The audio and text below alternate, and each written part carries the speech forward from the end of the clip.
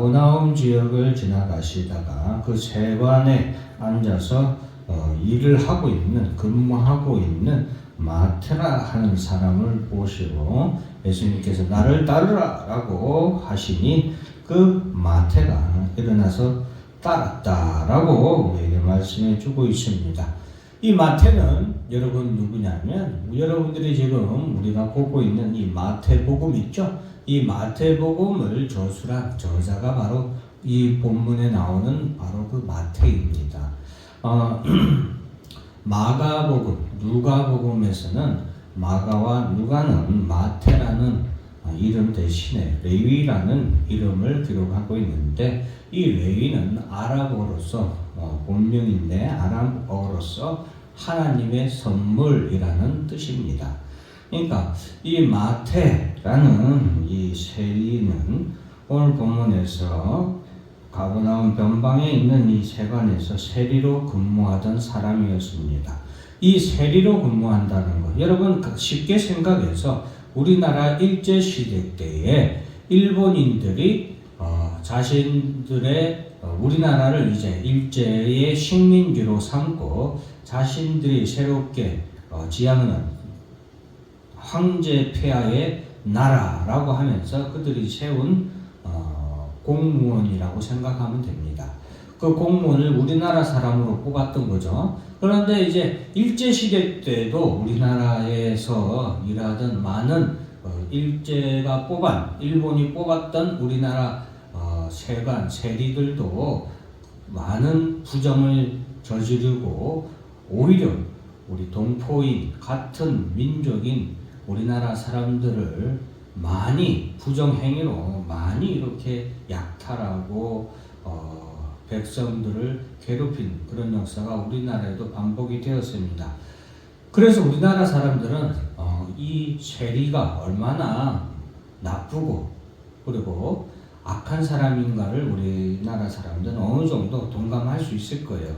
이 당시에 이스라엘에 있는 이 마태라는 세리도 마찬가지예요. 여러분, 이 세리라는 사람들 역시 로마 제국이 이스라엘을 멸망시키고 이 이스라엘의 자신들의 국가에, 그러니까 로마의 그 식민지 삼은 그 나라에서 세금을 정하고 그 세금을 징수하는 일을 감당하는 게 세리들이죠.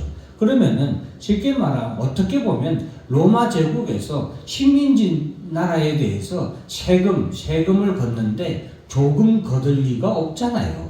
당연히 최대한 긁어 모을 수 있을 만큼의 세금을 때려서 백성들로 하여금 식민지 국가들의 이 식민지 그 사람들 눈에는 노예죠. 노예들에게 최대한 일시켜서 최대한 많이 뽑아 먹는 것이 어떻게 보면은 이 지배하고 있는 국가들의 공통점이라고 할 수 있겠죠. 그것을 위해서 세운 사람이 세리예요.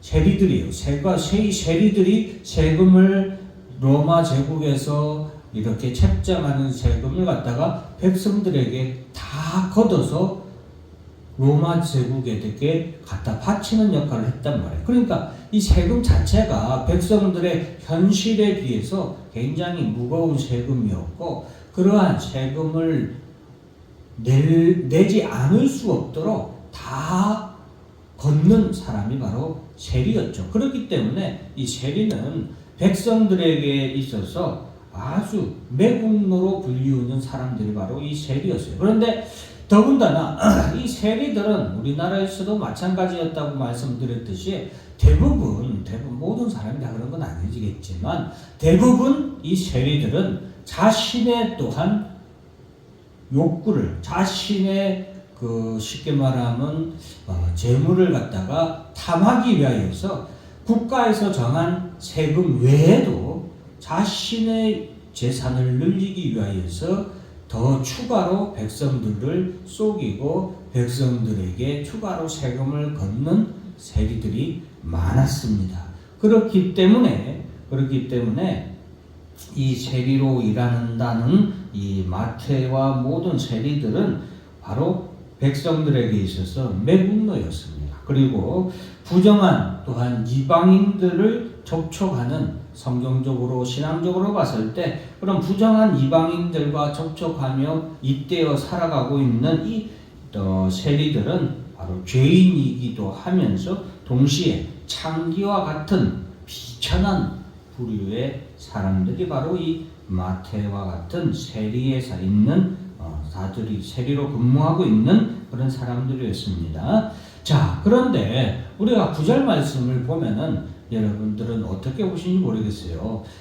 예수께서 그것을 떠나 지나가시다가 마태라는 사람이 세간에 앉아 있는 것을 보시고 이르시되 나를 따르라 하시니 일어나 따르니라. 예수님께서 마태를 보시고 다른 거 아무것도 하지 않았어요.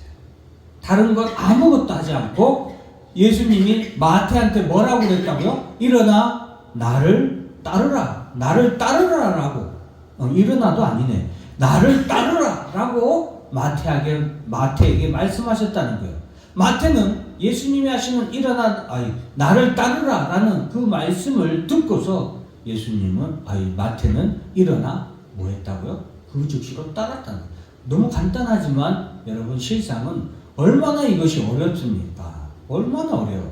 단순히 나를 따르라라는 예수님의 말씀 한마디에 마태라는 이 세리는 자기가 일하던 직장에서 세관에서 일하다가 말고 예수님을 따라서 예수님의 제자가 된 거예요. 이 말은 예수님의 제자가 되어서 그가 그 모든 것을 다 버려두고 예수님을 쫓았다는 거예요. 그것은 예수님의 말씀을 이 마태가 이미 그 전에 들었겠죠. 소문을 통해서든 아니면은 누구를 통해서든 아니면 본인이 직접 들었을 수도 있겠지만 어쨌든 마태가 예수님에 대해서 들은 말씀을 듣고 마태는 예수가 하나님의 아들이심을 메시아 그리스도라는 것을 그는 믿었던 거예요. 그렇기 때문에 예수님이 말씀하실 때 그는 바로 일어나 따를 수 있었습니다. 여러분 참 쉬운 것 같지만 간단해요. 예수님의 제자가 되는 것, 우리가 진정으로 구원을 받는 것, 우리가 하나님 나라에 가는 것 아주 간단합니다. 예수를 따르라 라고 전하는 말씀을 듣고 예수님을 따르면은 그 사람은 죄인이 의인이 되고 구원함을 얻고 하나님 나라의 영원토록 살 수 있다는 것을 우리는 해야 되겠습니다. 그래서 아주 간단하고 로마서에서는 이 전도라는 이 미련한 것 같아 보이지만 아주 간단하고 심플한 그냥 전하고 하나님의 말씀을 듣고 믿는 자마다 예수 그리스도를 믿는 자마다 예수 앞에 나오면 교회에 나오면 제사함을 받고 구원함을 얻는 거다라는 아주 복음의 간단한 논리를 우리가 잊어버려서는 안 되겠습니다. 자, 이제 예수님께서 이 마태의 집에 앉아서 아마도 마태는 예수님을 영접하고서 다른 자신의 친분 있는 세리들과 또 많은 다른 사람들도 이렇게 초대를 했던 것 같아요. 그곳에 여기서 말하는 세리와 죄인들이 와서라고 말했는데 이 죄인들이란 죄수들이 아니라 이렇게 이스라엘 백성들이 말하는 죄인들을 말하는 겁니다.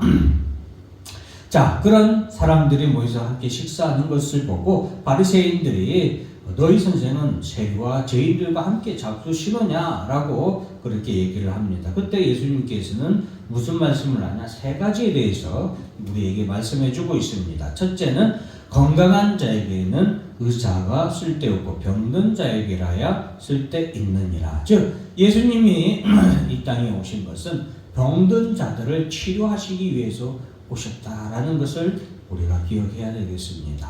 병든 사람에게는 의사가 간절합니다. 병든 사람은 의사를 여보시오 하지 않고 의사 선생님하고 잘 높여서 부르죠. 왜? 그래야 의사 선생님이 나의 아픈 것을 치료해 주기 때문이에요.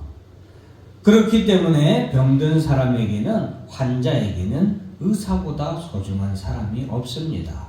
우리에게 있어서 여러분, 내가 아픈 사람이다라는 것을, 내가 아픈 사람입니다라고 하는 인식이 있는 사람은 예수님이, 의사인 예수님이 세상에서 제일 귀한 사람이 됩니다. 요즘에 특히나 그런 것 같습니다. 여러분, 특히나 그런 것 같아요. 요즘에 코로나가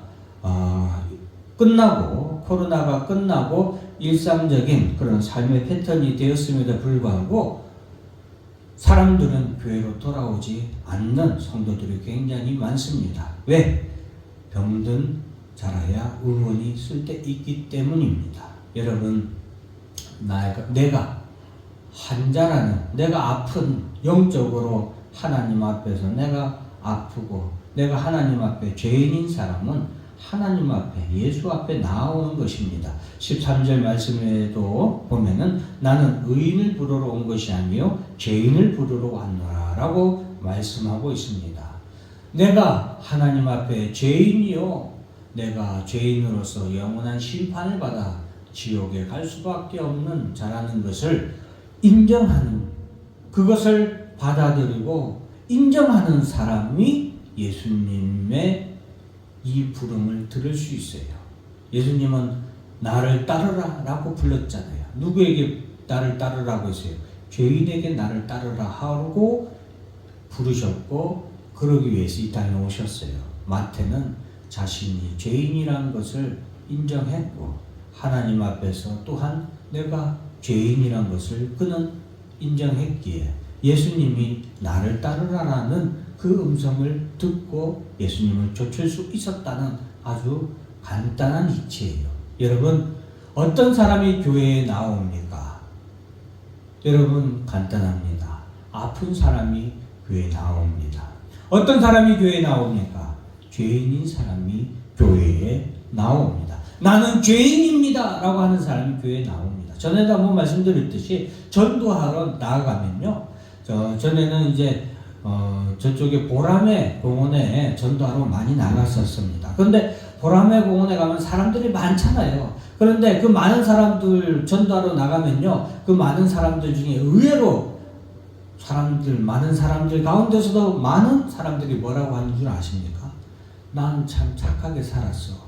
나는 예수 안 믿어도 죽어도 천국 가. 지옥에는 안 가. 이렇게 생각하는 사람이 의외로 많습니다. 그런 사람들은 아무리 전도해도 결코 교회에 나오지 않습니다. 그런 사람들은 아무리 예수를 전해도 예수가 필요 없습니다. 왜? 자기가 죄인이 아니기 때문에. 예수 아니어도 자기는 먹고 사는데 아무런 불편도 없고 편안한 삶을 살 수 있기 때문입니다. 여러분, 예수가 부르는 소리를 듣는 사람은 내가 죄인입니다 라고 회개하는 사람이, 자기가 죄인임을 고백하는 사람이 예수의 음성을 듣고 예수가 필요하고 예수를 따릅니다. 예수님은 바로 그런 죄인들을 부르러 왔다라고 우리에게 말씀해 주고 있습니다. 여러분, 너희는 가서 긍휼을 원하고 제사를 원하지 아니하노라 하신 뜻이 무엇인지 배우라. 이 말은 내가 죄인입니다. 나를 긍휼히 여겨주셔서 내게 자비를 베풀어 주셔서. 법정에서 이런 말들이 많이 나오죠. 예. 판사가 판결을 내릴 때 판사님 자비를 내리셔서 저의 형량을 조금만 때려주십시오 하는 그런 애원이 누구에게 있는 거예요? 죄인에게 있는 거예요. 그러나 의인은 이런 긍휼을 원하지 않죠. 내가 의인인데 무슨 긍휼이 필요합니까? 그렇기 때문에 여러분, 그 당시에 자신을 스스로 의롭다 칭하는 이 바리새인들과 서기관들, 그리고 율법사, 제사장들, 이런 자들에게 예수님께서는 나는 너희를 부르러 온 것이 아니다. 너희와 함께하기 위해서 온 것이 아니다. 나는 자신을 죄인으로 인정하고 예수 앞에 나와서 내가 죄사함을 받아야겠다는 간절한 긍휼을 간절히 원하는 자들을 내가 만나러 왔고, 그들을 위하여서 내가 그들의 죄를 사하고 그들을 구원하기 위해서 이 땅에 오셨다라는 것을 우리에게 말씀해 주고 있습니다. 그런 구원, 그런 영접을 한 마태가 지금 우리에게 복음서를 저술하고서 예수님이 왜 이 땅에 오셨는지 가르쳐 주고 있습니다. 사랑하는 성도 여러분, 교회 나와서 여러분 우리가 예수 그리스도를 따를 수 있는 것은 우리가 죄인이기 때문에 그래요. 우리는 예수님이 필요합니다. 우리에게는 예수님의 긍휼이 필요하고 예수님의 치료하심이 필요해요. 그러니 여러분 우리의 아픈 것들을 주님 앞에 내어놓고 치료받기를 주저하지 마시기 바랍니다. 내 죄를 주님 앞에 다 고백하고 그 죄 사함 받기를 부끄러워하지 마십시오. 왜? 그것을 위해서 주님이 우리를 만나 주시기 때문입니다. 다 같이 기도하겠습니다.